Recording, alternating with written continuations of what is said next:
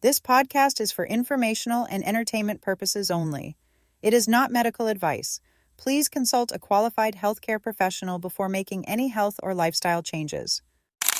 Welcome to the Happy Healthy Her podcast, your go-to space for real talk, inspiration, and laughter as we navigate life as a woman. Let's dive in. Laughing is a good way to start. Hi, welcome back to the Happy Healthy Her podcast, the space where the conversations are real so we can empower women to live their best lives in midlife and beyond. I'm your host today, Cynthia Penner. I'm a menopause health coach and author of the Menopause Map book series, and also host of a new Menopause Map Minute podcast and YouTube channel. It is my mission helping women understand their bodies, their patterns, and their stories so they can move forward with clarity in every season of life, especially menopause. I'm joined today by my dear friends and co-hosts, Tracey Mail and Lorraine Kime. Welcome, Tracey. Please introduce yourself. Thank you very much. Oh, so formal, so nice. Okay. Hi, I'm Tracey Mail. I am a health empowerment coach. If you're not quite feeling like yourself lately, I work with women navigating everything from exhaustion to Hashimoto's using simple holistic lifestyle tweaks to help them feel like themselves again. I need to stop my notification. Sorry. Go ahead. And welcome, Lorraine. Please introduce yourself. Of course. Hello, I am Lorraine Kime. I'm a mindset wellness coach, empowering women to live more authentically through my customized guided system of self-discovery and self-healing. Welcome, everyone. Welcome. So today's conversation is one that I believe every woman can relate to, whether she realizes it yet or not. We're talking about food, but not in the way most conversations do. This is not about diets, rules, or willpower. It's about the invisible stories we carry around eating, bodies, and worth. Our guest today is Jessica Setnick. Jessica is a registered dietitian who began her career working with children with eating disorders. Over time, she realized the tools she was using in that space applied far beyond that setting. They apply to anyone who eats, which is all of us. So Jessica is the creator of Healing Your Inner Eater, a workshop and workbook that explores the historical and intergenerational patterns shaping how we think about food and our bodies, often without us even realizing it. Jessica, so glad you're here. Welcome. Thank you. I'm so glad to be here. And I totally was relating to everything you were saying each in your introductions because I'm totally in that same age space of life. So I'm here for it. Nice. Awesome. So, Jessica, to help our listeners really understand the heart behind your work, I'd love to start at the beginning. Can you share who you are, what you do today, and the journey that led you from working with children with eating disorders to creating Healing Your Inner Eater? Sure. How much time do you have? Oh. Just kidding. I am where I am today is I no longer see patients individually. I'm a speaker and an advocate. And so I have two halves to my life. One is my work, which is giving presentations and trainings to health professionals to help them do a better job helping individuals with eating problems in their practice, in their hospital, wherever they work. And the other half is fighting with insurance companies to make sure that they cover eating disorder care appropriately. And I do that as a volunteer, which the irony is not lost on me that when I had a practice, I hated dealing with insurance companies for money. And now I do it for fun and for free. But I'm really good at it because I have the knowledge base and I don't see patients. So they can call me back at 3 o'clock in the afternoon and I'm available to take their calls. So basically I'm a Karen who never goes away. So those are the two sort of places that I spend my time now. Back when I started, my first job was in a children's hospital here in Dallas. They were just starting up an eating disorder program for children. And as it got going, it was the only place in all of North Texas, which is a pretty big space and a pretty big population, where someone who was under 18 could get treatment for an eating disorder. And so the program grew enormous as soon as it started, basically. And 2 years in, I was overwhelmed and felt like this is not sustainable as one person's job. So I asked my boss, what do I do? You have to help me prioritize. And my boss said the least acute patients, send them out into the community. Well, there was no one in the community for them to see. So I decided to be that source or resource in the community for children who didn't need to be in the hospital. I started a private practice. And so that then, again, because there just wasn't that much, this is 1998, I'm older than I look. So this is a long time ago. There just weren't a lot of resources. So that practice grew and grew, and I expanded to adults. There was no reason to stick with kids because the way I think of it is every adult with an eating disorder was probably a kid with an eating disorder that just wasn't detected, identified, or treated. So that became my practice. And then in 2003, this was also the dawn of the internet, which probably makes me sound like I'm 1,000 years old, but it was the beginning. Oh, you get it? You're with me? We're Okay. all the same. We're all there. We're getting it. Okay. Yes. Right. So it was the beginning of people reaching out to other people on the internet in chat rooms for help. And I started doing a lot of offering other dietitians advice because we don't get any training on eating disorders in school. So I was answering a lot of people's questions. And through that, people who were planning events and conferences started asking me to speak. I ended up teaching my own workshop called Eating Disorders Boot Camp. And then over time, I moved much more into speaking, and I worked as a spokesperson for several eating disorder programs and moved away from that individual practice because the way I felt was we don't know very much about eating disorders, big picture. Like we don't know what causes eating disorders. We don't know what cures eating disorders. We can't prevent every eating disorder, but we know enough that we could be doing a much better job. And so everything I learned in my 15 years of seeing patients, I took and flipped it around and went to how can we teach the professionals some of this stuff so that they can catch it much sooner before anyone has to get to a specialist. So that's how I made the flip from patient care into being a speaker. And then the PS to that is one of my eating disorder spokesperson jobs, I was asked to do a 5-day training, 5-day workshop for individuals who had already gone through the addiction program at this facility. They wanted, for people who are still struggling with their eating, they wanted an additional 5-day workshop where they came and spent the night and did that with me. And I basically used all the skills that I already taught to people with eating disorders. Just because these individuals didn't come in with a diagnosis of an eating disorder or a stamp that says I have an eating disorder, they were eaters. They had problems that originated in childhood.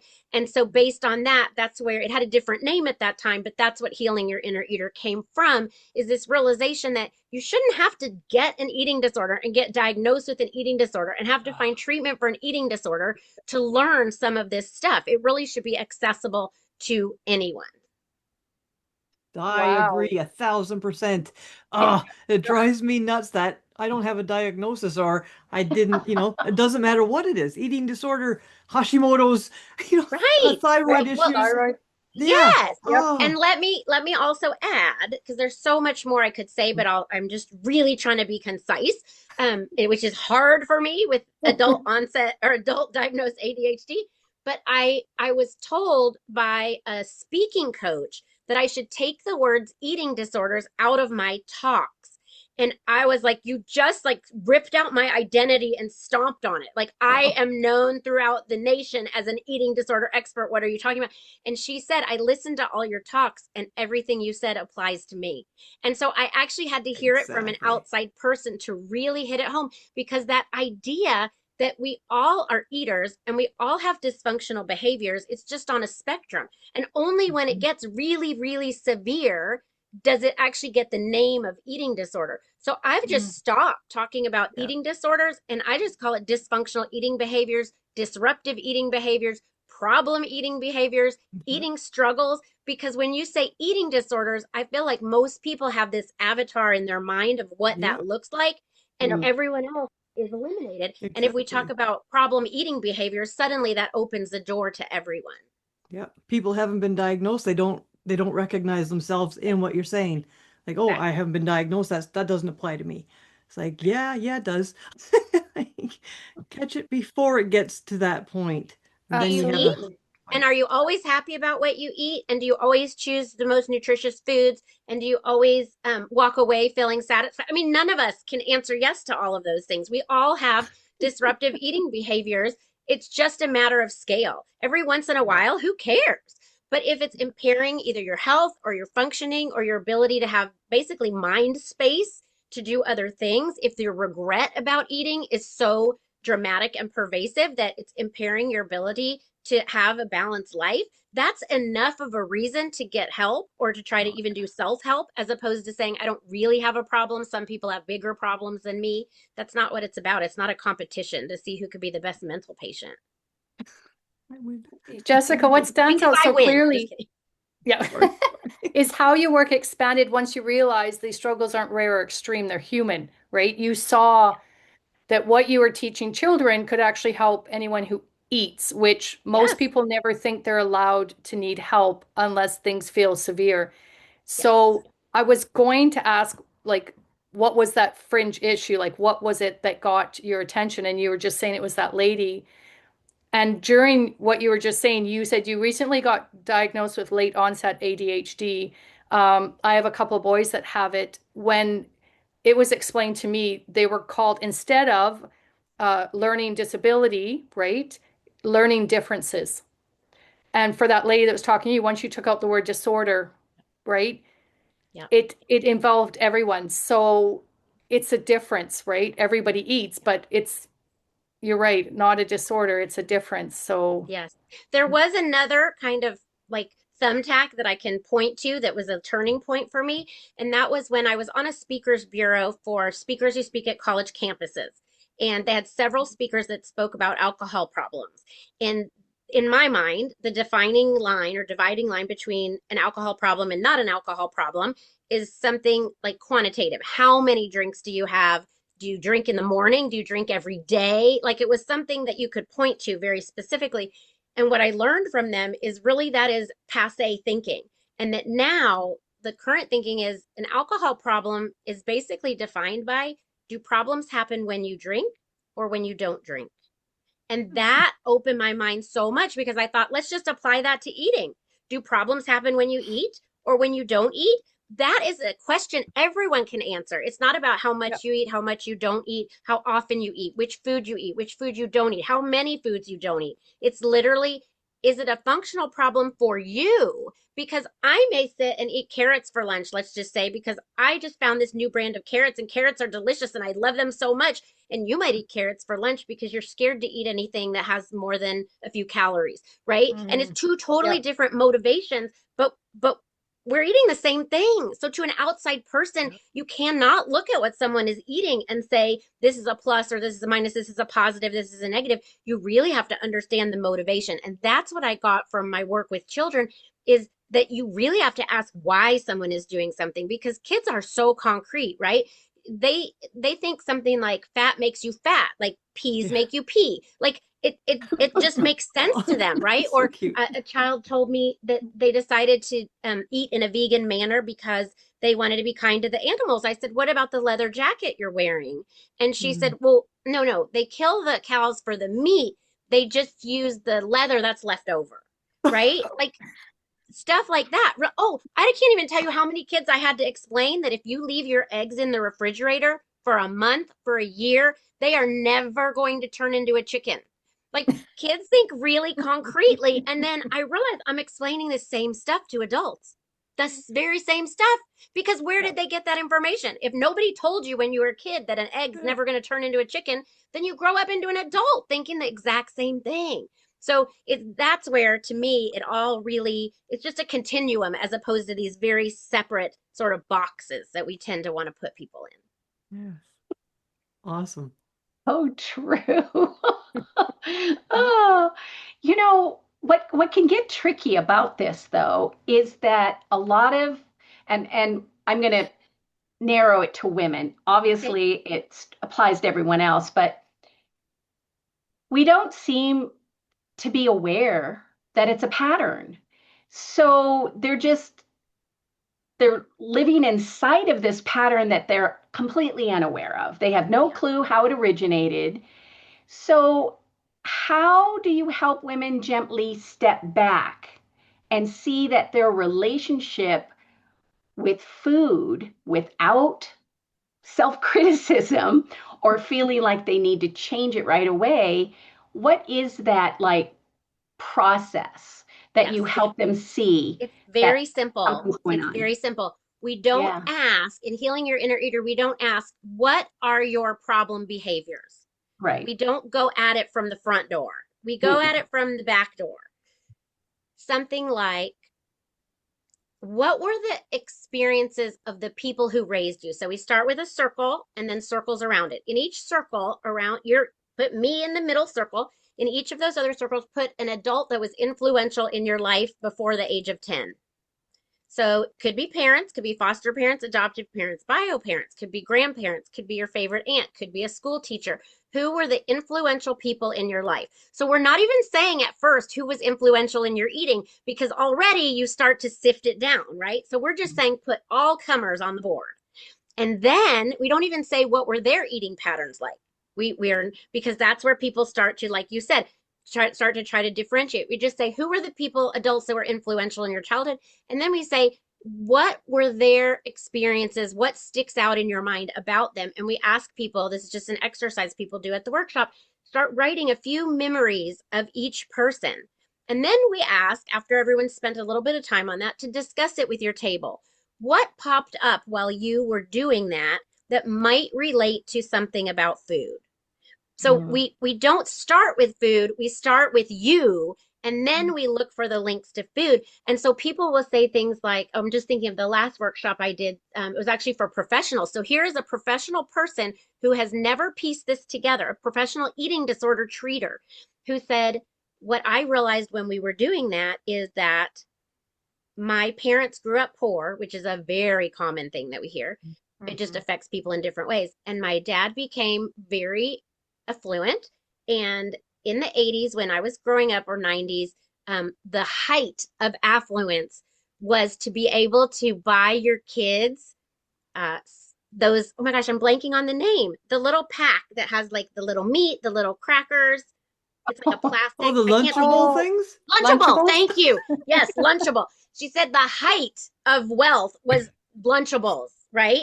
And so they gave me Lunchables for lunch every day, because it was like, wow, we can afford to give this to our child. She said, I was in college before I learned how to use a can opener. I was in college before I learned how to grill a chicken breast. So in other words, her parents had sort of disabled her. I don't know if that's quite the right word, but she didn't have any skills for actually nourishing herself with food that you would buy at the farmer's market, because they thought they were doing her this wonderful gift, or giving her this wonderful gift by giving her these, special, expensive Lunchables, right? Other people say all kinds of different things, that you ask someone directly about their eating, and it's like a deer in the headlights, right? There's shame, and there's all kinds of sort of egocentric kind of pieces of our brains that come into play. But you just ask someone about their childhood, and then the people that they were surrounded by in childhood, and then ask if any of those things could relate to eating. And here's a perfect example. I had a patient a long time ago, an adult patient, and about 6 visits in, she said to me, do you think the fact that my dad weighed me every day naked until I turned 18 and left home might be part of my eating disorder? Yeah. And of course, inside me, I'm thinking, like, that's the whole thing right there. How could you not have thought of this till 6 weeks in? I mean, that's what I'm thinking in my head. But later, when I thought it through, I thought, this is exactly what we're talking about. We are so defended against the things that have affected us because of defense mechanism. Either she minimized it because to recognize what horrible trauma she had experienced would be so painful that during that time she had to just smush it into, like, this is just what happens when you're a kid, or this is just what dads do, or whatever it was that she had to sort of protect from. She had a therapist for a long time, had never told her therapist, because a therapist is asking other things. And so she's just answering those questions, right? No one's ever going to say, did your dad weigh you naked when you were a kid? Like, nobody asks that. So there's no reason that you would answer that question, right? Yeah. So in other words, it was like this another eye-opening moment of thinking we have to get to things through the back door, because through the front door we are so emotionally protected and defended from some of this stuff, because we've either just completely normalized it in our minds or minimized it, or in some cases kind of forgot about it. Mm, absolutely. So did that answer your question? That was a long answer to a short question, but that's how we get started Yeah. trying to see where some of these patterns are. And once people start to understand this is the kind of pattern we're looking for, it doesn't have to be anything that affected any other human on the planet. We are not looking for themes and trends. We are looking for the individual things that happened to you, that were said to you, that were demonstrated to you, plus how you interpreted them. Because you could have a sibling in the same family who remembers an incident completely differently. Oh, Or absolutely. who internalized an experience completely differently.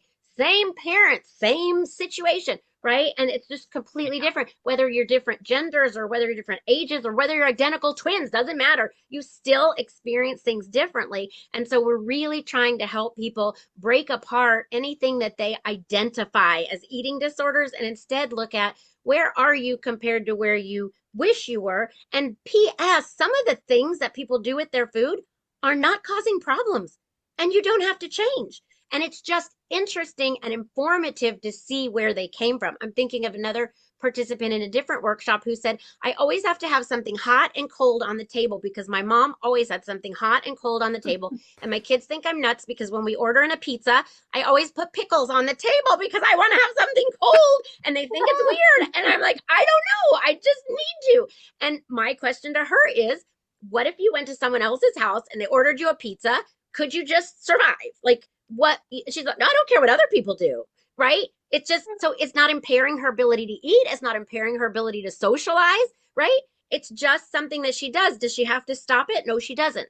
But if it were causing problems, if she was spending her baby diaper money on pickles, right? That's when we have to look at it and say, is this something that you're carrying on for whatever reason from an ancestor, from an experience that maybe doesn't have a place in your life anymore? And how can we honor that experience or that ancestor without having to actually buy millions of jars of pickles that nobody's eating, for example? One of the things Wow, that make that's your work incredible. so compelling is it doesn't just look at what we eat, but why we eat the way we do, right? So Yes. I'd love for you to walk us into that deeper layer. So what makes healing your inner eater different? Different than what?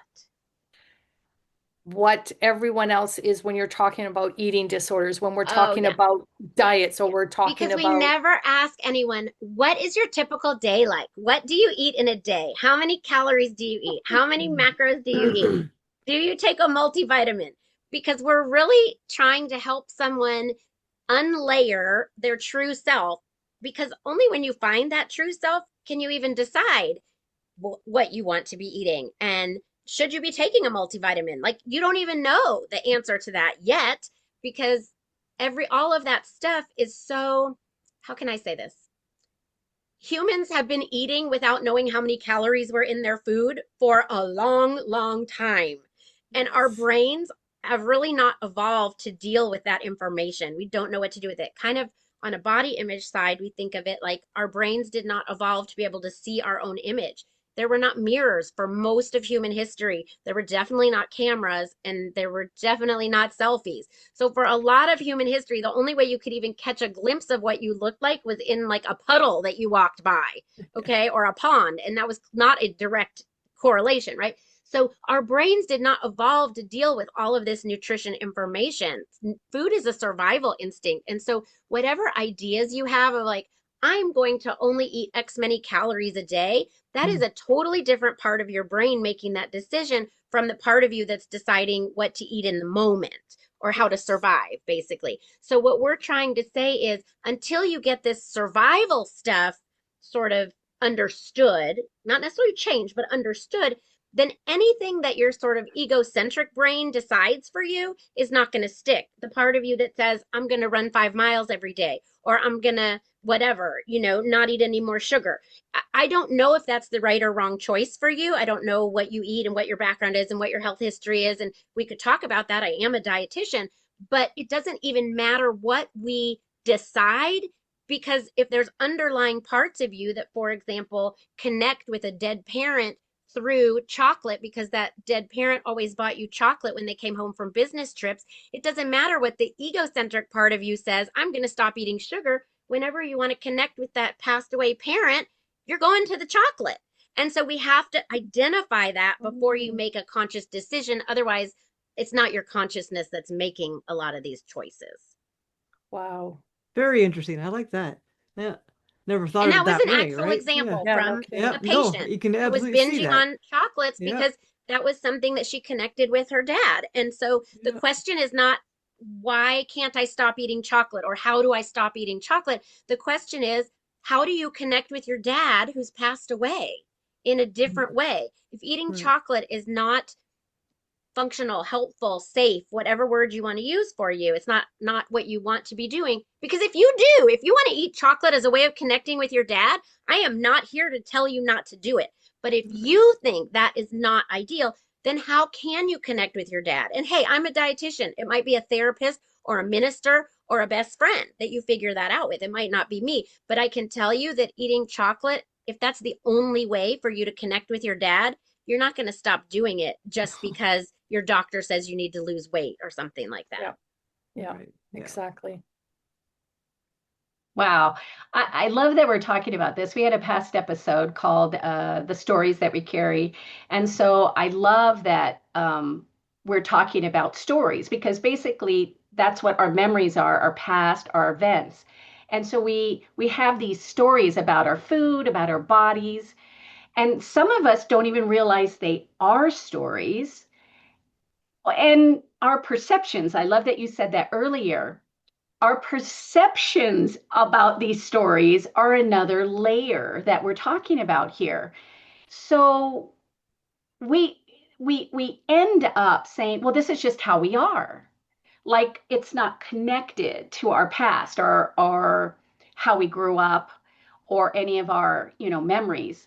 So when that realization does land, that belief might not even be ours. Like we didn't choose it at some point. And so how does that realization shift when you see it as it relates to food or, Yeah. the So in process you're healing trying your to go inner eater, we call those fairy tales, food fairy tales and body fairy tales. It through? used to Right. be called food fairy tales, change the stories you tell about eating and live happily ever after. I changed the name at some point, but the food fairy tales and body fairy tales still sticks, because the idea of it is a story, and I love that you used that word. A story can feel like something you wrote, but for some reason, the word fairy tale gives it that layer of like, this is a cultural thing, or this is something that was told to me. We didn't invent it, it was told to us, and we interpreted it maybe, or we, Mm. clamped onto it, but it didn't originate with us. And so that's how we try to sort of just verbally change it from this is my belief to this is the fairy tale that is guiding my actions. And then it's more of an external force, and you can choose to continue to do it, but you're aware that you're choosing it. And I'm thinking of several people in the workshop have said things like, I always have to have a beverage with me for lots of different reasons from their past. And if it's not hurting you, have a beverage with you all the time. That's fine.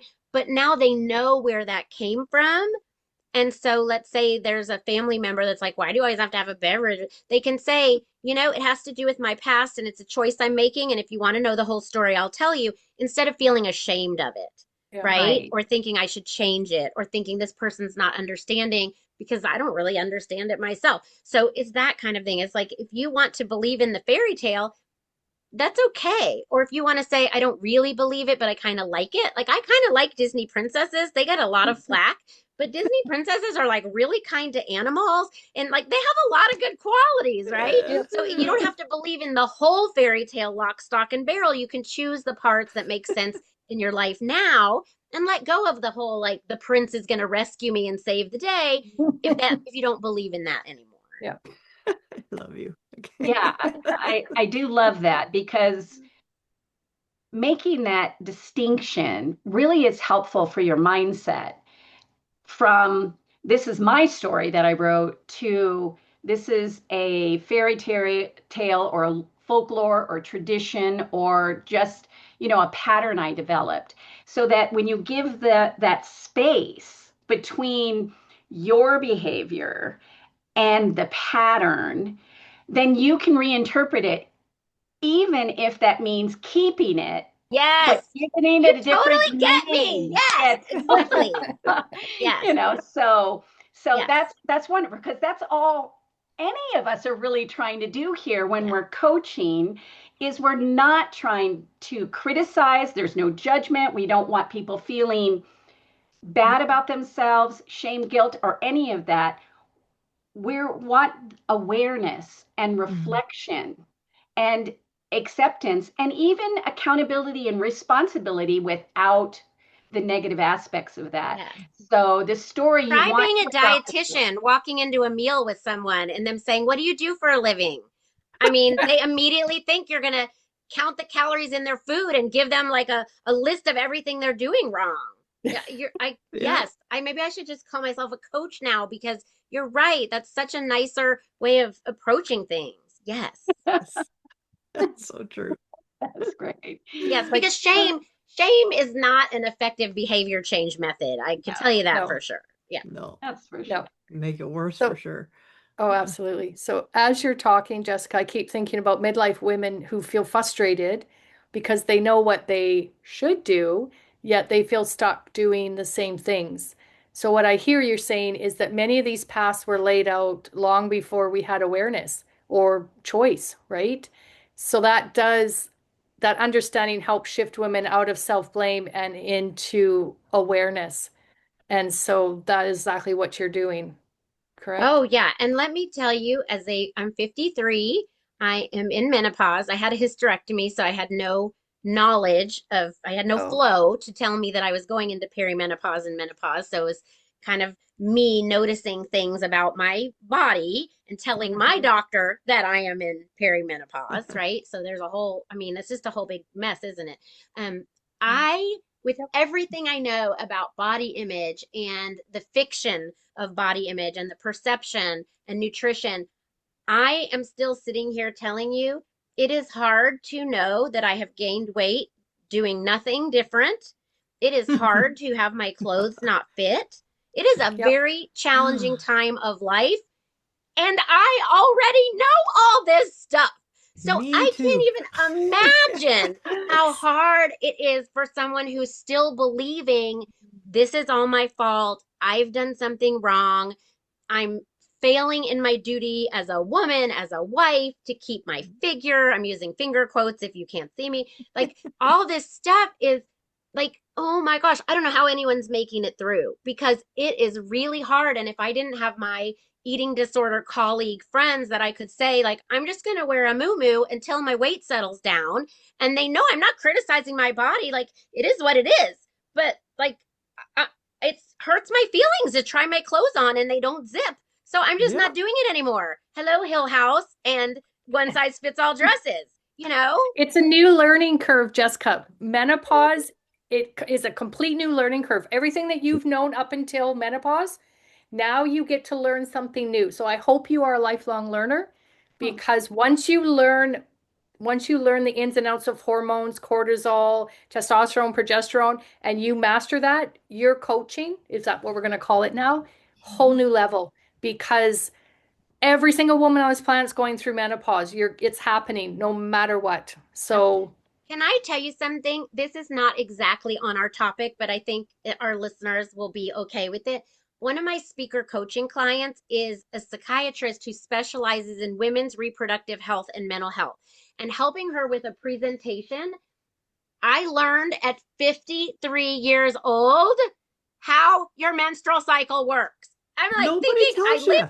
I lived this for however 35 years, and yet I'm 53. And I'm like, oh, wait, I thought the beginning of the cycle was when you have your period. That's actually the end of this. Oh my God. And I was like, wow, this is ridiculous that we have made it. And she goes, this is what she said to make me feel better in theory. She yeah. goes, don't worry, most doctors don't know that either. No. I was like, that is not making me feel better. No, we're Gen X. Our moms never taught us, right? My mom gave me a book. So Right. it's our generation. It's just all that information skipped a little bit. But yeah, Ugh. Nobody knew. Nobody knows. no, That's nobody. my mom talked about everything. And like nobody knows. Like you say, doctors don't know. So how are we supposed to know? Right? Menopause is just this crazy mythical thing Yes, that I we know totally we're appreciate that camaraderie. Thank you. right. Yes. Yeah, Yeah. Yes. yeah. I Yes. just went out. You, everything you just said, I'm living it myself. I've started gaining weight. Like I've always been fit and active and I had the silly Hashimoto's hypothyroid postmenopause all hit at the same time. And Oh, all of a sudden I started gaining weight. I'm like, I'm not doing anything different. What is going on? And trying to put clothes on is depressing when everything fit. My bras didn't fit. Everything dug in. My underwear dug in. Oh, I went out last weekend and I bought a whole new wardrobe of clothing. I was Good going for to replace a you. couple things. Yes. I feel fantastic. See, new shirt, everything fits, it's comfortable, and I feel good. You know Like, what? I said that to my yeah, husband last week in yeah, Mexico. I said, what's interesting here is I'm not having a bad body image because I only brought things to Mexico that I know fit me. But I got a whole closet at home. And when I go in there to look for something, it makes me feel bad. It it makes me feel does. very, very bad because Yeah. there's this belief I have, fairy tale, that somehow this weight gain is going to go away and I'm going to be my old weight again and those clothes will fit again. And I need to let go of that. And I need to not have those clothes facing me. I mean, if I have to keep them, if I really can't part with them, they're going in the attic. Because Yeah. every time I go in the closet and see these clothes, they are mocking me. And what's Yeah. amazing is I've probably given So true. 100,000 people that advice, right? Never once did oh, I think I was going to be giving it to myself, but here I Yeah. am, Yeah. right? So it's so yeah. ironic. Yeah. If we treated ourselves like our best friends, that might be the best thing we could do because we're so Yeah. kind to our best Yeah. friends. And yet Yeah. we're so judgmental and mean to ourselves. Yeah. Mm. Absolutely. I Well, took that's what, everything out of my closet. I took everything out, put it For in the other you. room. It's You're my yeah. gone. I only inspiration. have the clothes. There you go. I'll Only do Well, clothes I that. that can't fit afford me. to do that, Yeah. ladies, but Oh, I went. I'm still Yeah. hoping I can I get did it not back. spend big money. I went to the cheapest store I Right. could find. I didn't care, and everything is so comfortable. And then Right. you put your clothes on. It doesn't. You don't think about it when Well, we and the put beauty stuff of on. Yeah, 2026 is we're all looking right at you and we don't know what you're wearing below the waist. no, right? I got nothing on. No, Didn't that all happen during COVID when all the Zoom meetings started and they would, Right. yeah, I remember that. Oh my yeah. gosh. Oh man. Well, Okay. Sorry. I am actually going through the same thing, just like Tracy. And Tracy is actually helping me, both Tracy and Cynthia. I'm experiencing that right now. I'm postmenopausal, very late in my menopause. I'm 63, and I can't deal with it anymore either. I mean, just I'm so uncomfortable in my body, and I've been for what 2 years now trying to get onto this diet that Tracy is not helping me with. So I also relate to you saying, I know all of this. We know all of this. We know the mindset. We know the behavior patterns. We know breaking habits. We know how to eat healthy and move right and all of that. And I am having difficulty. I had difficulty starting. I've had difficulty when I did start. I'm having difficulty wanting to go back into those patterns. They're very difficult to overcome.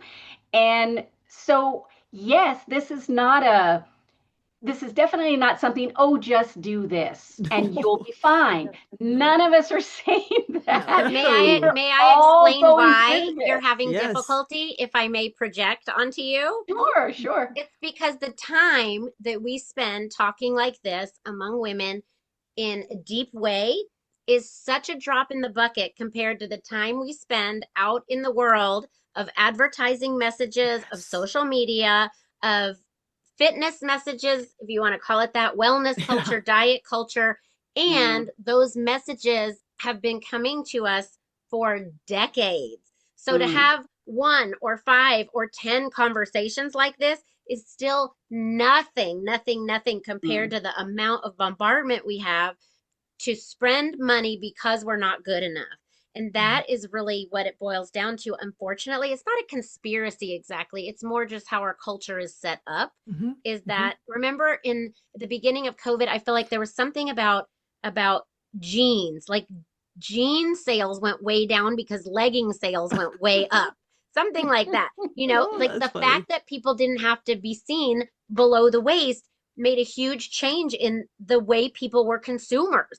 And it's the same thing. If you don't care about having frizzy hair, then you're not going to buy all the products to manage your hair. And if you don't care about having hairy armpits, then you're not going to buy razors and deodorant and all that stuff, right? So there's a vested interest in keeping us unhappy, and so with our bodies. And so I think that's what we're up against. It's not just a coincidence. And I think that is one of the big things that we try to emphasize in Healing Your Inner Eater too, is that you wake up every morning thinking that you are making independent choices about what to eat, what to do, what to wear.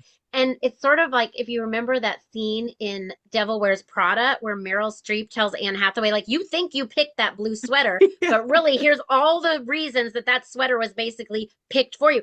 I mean, you think you decided, what am I going to eat this morning? Will I have a peanut butter and jelly sandwich, or will I have a cup of coffee for breakfast? But really, what you have in the house is based on what is available in your area, is based on what grew this season, is based on what you could afford, is based on what your culture tells you is food versus not food. Like, you don't have grasshoppers in your fridge because in our culture, grasshopper isn't food, but in some cultures, grasshoppers are food, right? It's all of these things that are these huge systemic sort of impacts on us. And yet we wake up every morning thinking, I'm making my own choice. I'm making my own choice about what to wear. I'm making my own choice about what to eat. And so we try to just help people see the bigger picture of where all this stuff is coming in from. Again, so that you can make a choice, but an educated choice, knowing if I really wanted to eat grasshoppers for breakfast, I'm going to have to go to a very extra special length to do that, because that is not what is The norm. sort of not literally fed to me by my culture. And it's very interesting to start thinking about that. And then people start thinking about their grandparents who are indigenous or who were immigrants or whatever, and all the things that, and maybe they want to connect with some of those foods, and how people were, and a lot of times people were shamed into not eating their cultural foods or not bringing their cultural foods to school because they had a certain aroma. Like, there's so many reasons why people want to connect with their past. And it's not wrong that whoever didn't pass that on to them. In other words, everyone's trying to make it, everyone's trying to survive. So if someone's grandparents, let's say, thought the best way for me to help my grandchildren is to assimilate them into the US culture and not teach them about their cultural foods, that was a gift of love. But it's okay to say, thank you for that gift of love, and I'd like to do something differently now. And I don't know if anyone else here is Jewish, but I'm Jewish, and we have this whole historical thing, right? Where it's like, your grandfather came to this country with nothing in his pocket but this silver menorah, and that's why we light it every year on Hanukkah, like that kind of thing, where it's like, if you don't do that, you are betraying thousands of years. And we try to encourage people to think about it as, what would your ancestors really say about this if you decided XYZ? Like, do you think they might say, wow, we sacrificed all that stuff so that our grandkids would have a choice?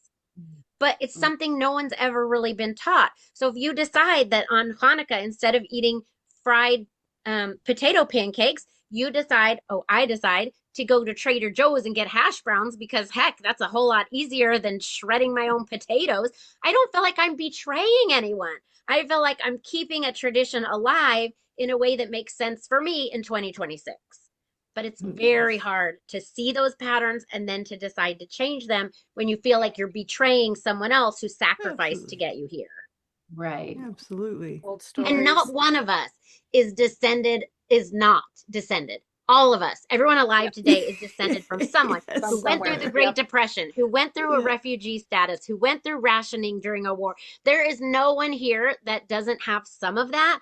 And so we carry that legacy. Yeah. And it's not necessarily being utilized in a healthy way. I'm not saying we should waste food. I hate scenes in movies where there are food fights because I think how many times did they film that scene? How much food was wasted? Oh. I'm not saying we should be frivolous about things, but at the same time, do we have to suffer just because someone before us suffered? And we all grew up being told to clean our plates because someone didn't have Oh, enough to eat.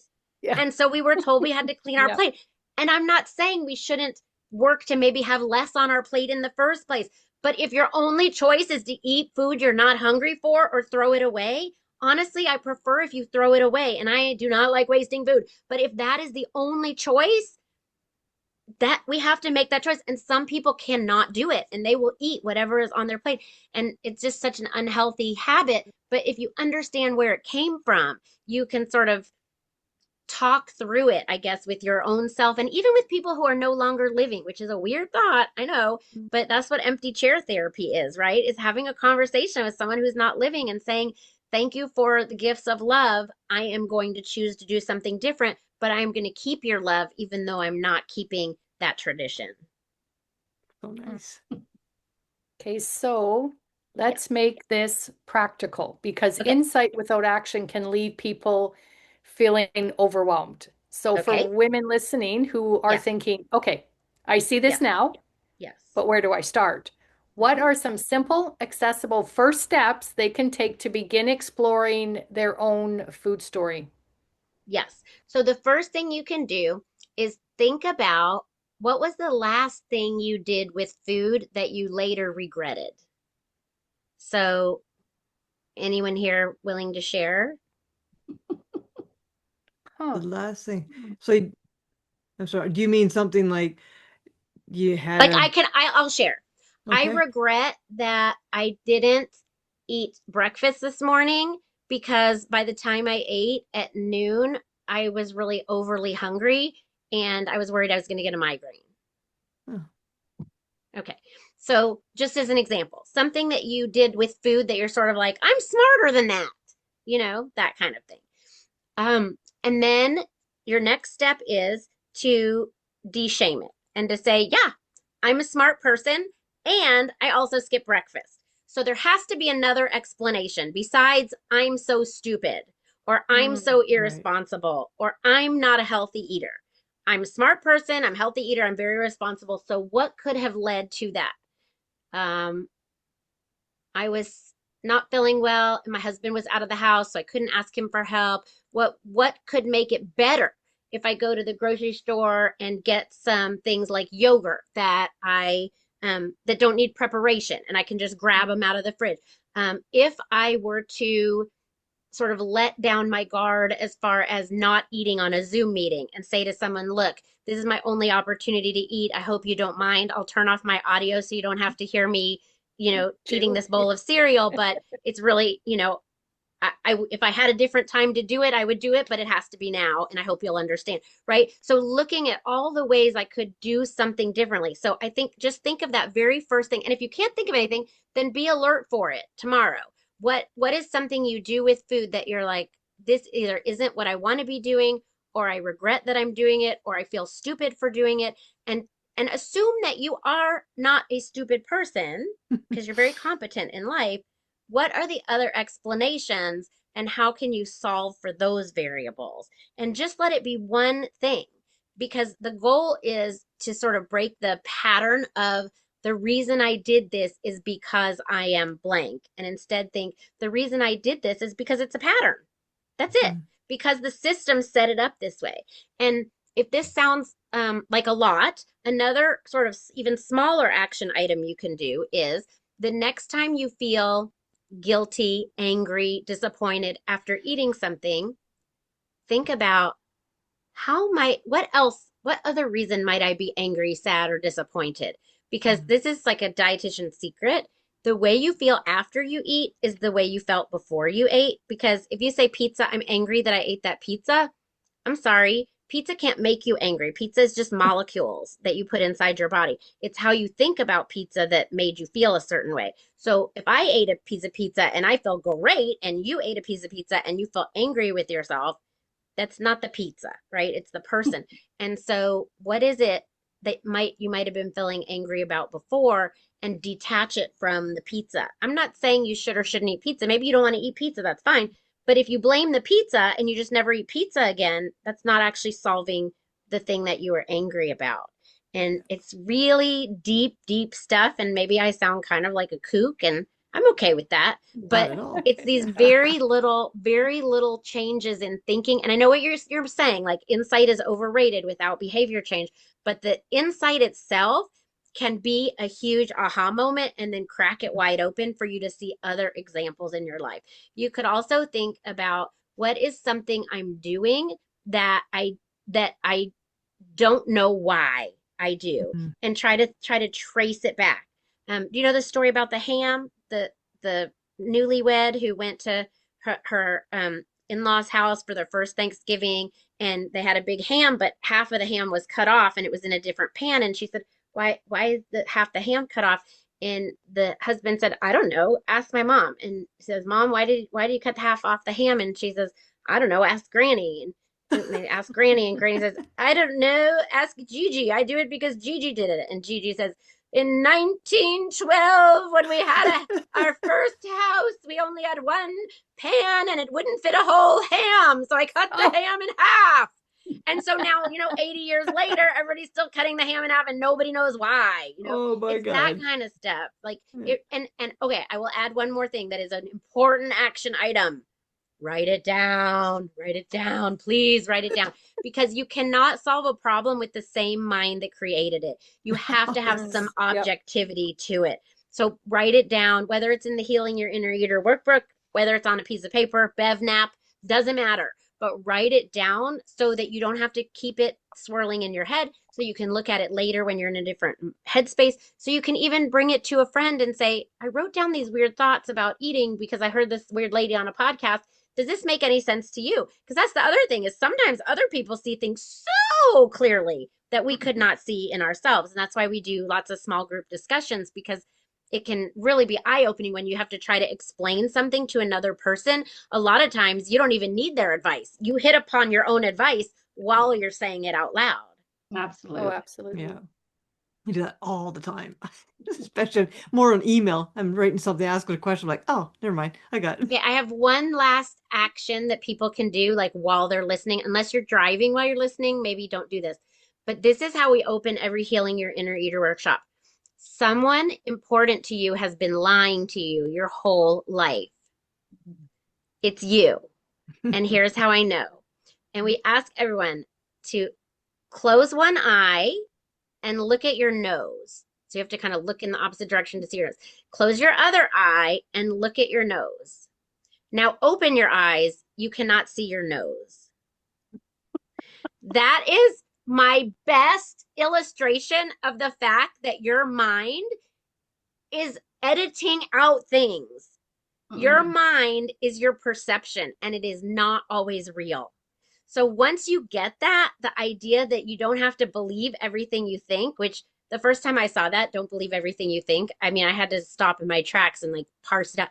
Don't believe everything you think. Like, it's so wild. But when you realize everything you experience is through perception, you suddenly have so much more power to change it, to understand it differently. We don't look and not see a nose and think our nose is gone. We know our nose is still there, but you literally cannot see it when both of your eyes are open. Like, that has to tell you something. And then we could go into a whole other hour of body image and how our perception of our bodies is so far off, et cetera, et cetera. But that for now we'll have to do. Lorraine, did you have a comment before we wrap up? Yeah, I kind of wanted to go back to you talking about um, our ancestral, Yeah. things, especially because you're having all of these things. So I recognizing patterns that we've already outgrown, and some, let me say it this way. I love that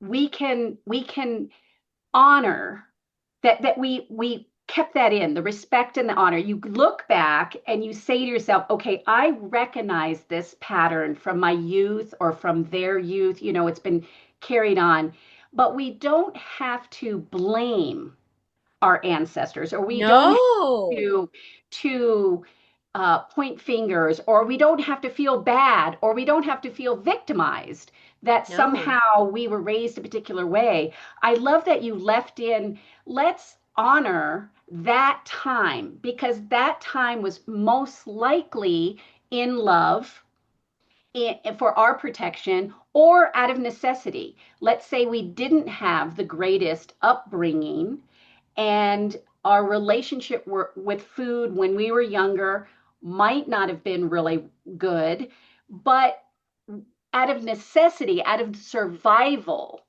we did what we had to do. And so this reflecting back is not for blame or criticism or judgment or any of that stuff. It's for recognition. It's Yes. for awareness. It's for understanding the patterns, as you were saying. I love that you say that, because understanding ourselves, awareness is not just a word we use, for wellness. Um, we use it for a particular reason. Paying attention, getting to know ourselves, being curious about why we do what we do, where it came from, is essential to being able to do things differently and to make different choices. So I just wanted to make a note about that. Yeah, And thank you. You summarized it very concisely. Yes. And I will grant you that there are probably caregivers, including parents, and I just include everyone in caregivers, that or probably had nefarious purposes. But I do think that I hope that most of the time, the mistakes that we feel like our caregivers made were hopefully with our best interests at heart, even though they didn't feel like it to us at the time, or even looking back may not have been in our best interest. But I mean, if you become a parent, you realize like, oh my God, my parents were only this age when they became a parent. Like, I don't know what I'm doing. You can sort of have some compassion, hopefully have some compassion, while at the same time being able to have your own life and do things your own way. But it's hard. I mean, that's not a big thing in our culture, to be able to say, I'm going to do things my own way. Sometimes people make it feel like, why are you doing this to me? Right. And it's like, no, I'm not doing this to you, parent. I just want to experiment and see how things could be different in my home, you know. Yeah. But it's hard. It's a balance. And I think a therapist or a coach or some kind of professional is often really helpful in those kind of situations, because again, like I'm thinking my first experience with the therapist, I needed her to say certain things to me, like, of course your dad loved you. And I'm like, what do you mean, of course? But the right, that kind of thing. And and I don't know, I don't mean to belabor it, but just I really appreciate you saying that it's not about blaming ourselves. It's not about blaming someone else either. That's the key, is that there doesn't have to be blame. Like, why does someone have to be wrong? No one right. has to be a persecutor to make us the victim. It's just a matter of the situations we find ourselves in. Sometimes the skills that we were taught are no longer useful, and it can be hard to let them go because they bind us to someone that we love. Yeah, the important thing is just learning that we can make our own choices now, and we have the power to do that. And a reflection back is just gathering data, you That's a know. great way to think Yeah. about it. Yes. Yeah, Yeah. in order to do that. Yes. So, Thank you. Absolutely. Jessica, before we close, we always like to leave our listeners with something they can carry with them beyond this episode. If you could leave every woman listening with one empowering thought or tool, what would it be? It would definitely be that you are not alone. Even if you feel alone, there are definitely other people going through the same thing as you. As unique as you are, there are other people going through the same thing as you. And even if you haven't found them yet, hang on, because someone is looking for you to validate their experience and embrace you. I just feel very certain that loneliness is a killer, and I never want anyone to feel like they're alone. So Wow. nice. That message is incredibly freeing. And I know many women are going to want to explore your work further. So, can you share where listeners can connect with you? Find the Healing Your Inner Eater workbook, learn about your upcoming workshops? Absolutely. So my umbrella website is jessicasetnick.com. That's where people go to, let's say, hire me as a speaker, that kind of thing. What I think would be most useful to people listening here is simply to go to healingyourinnereater.com. And I believe that you can download the workshop workbook from that page and that upcoming workshops are listed there. And I'd like to offer for anyone listening to use the discount code podcast, and we could put that in the show notes as well with the link. Okay. And that will bring the workbook cost down to $15. So that would be Oh, wow. an easy way to kind of see more about what I'm about and maybe implement some of these activities in your own life. Oh, very Oh, wow. nice. That's awesome. So, this conversation is such a reminder that healing often begins with awareness, understanding, not fixing. So, understanding where our food stories come from, understanding why certain patterns feel so hard to change, understanding that struggling does not mean something is wrong with us. So, Jessica, thank you for bringing such compassion and clarity into this space. And to our listeners, if today stirred something in you, let that be an invitation, not a judgment. So, time for our weekly challenge. So, meet your inner eater with curiosity. This week, your challenge is not to change what you eat. Your challenge is to notice how you eat and why. And here's how you do it. Choose one meal or snack per day to pause before eating. No fixing, no judging, just noticing. Number 2, ask yourself 3 simple questions. What am I feeling right now? Why did I choose this food in this moment? And does this choice feel familiar from earlier in my life? Number 3, notice without correcting. You are gathering information, like Lorraine said, data, not issuing commands. Number 4, at least once this week, reflect on your early food story. Ask yourself, who shaped my... Ooh, that question wouldn't work because you said if you go straight to food, you won't know that. So if you ask who shaped my relationship with food, you might have to do the circle one first and figure out the people in your life. Another question, what message did I absorb about body's hunger or worth? And which of these messages do I want to keep and which no longer serve me? So at the end of each reflection, with one sentence of compassion, say something like, it makes sense that I learned this. I didn't make this up, I inherited it, or I am allowed to choose differently now. The goal is not to love your body. The goal is to understand your story. Because awareness creates choice, and choice is where real change begins. Tracey, do you have any closing thoughts you would like to share? I did not have anything prepared. I'm very sorry about this one, but I loved this conversation. I just love you, Jessica. You Thanks. are so much fun. Um, the information you shared was so good, and I hope everybody really takes it to heart and listens and signs up for your programs, because everybody has an inner healing, inner eater issue, I think, right? Especially women. I know men do too, but us women have been, oh, just not brought up nicely that way. So thank you. I'm just gonna say thank you very much, and I will stop talking. Okay. Thank you so much. Okay. Lorraine, do you have final thoughts? I want to thank you, Jessica. This is a wonderful conversation about food, about our inner eater, and the stories we carry.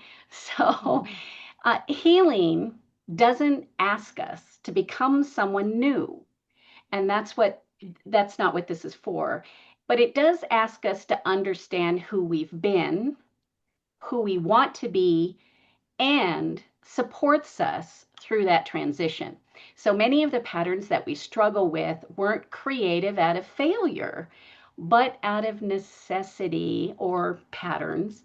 And when we see that clearly, we don't have to blame or fight ourselves anymore. We get to choose ourselves. our well-being, our serenity, and our power instead of forcing. Thank you. Nice. Thank you, Jessica, for spending this time with us on the Happy Healthy Her podcast. If this episode resonated, please like, subscribe, and share it with a woman who needs this conversation. Remember, in a world where you can be anything, be happy, be healthy, and be kind. Bye. Bye. Beautiful. Thanks for tuning in to the Happy Healthy Her podcast. If you enjoyed this episode, be sure to share it with anyone you think would benefit from the topics we're discussing. We'd love to hear from you. DM us with your thoughts, comments, or ideas for future episodes. And don't forget to check out the links in our bio if you'd like to connect with any of us or learn more about what we do. Until next time, remember, in a world where you can be anything, be kind, be happy, and be healthy.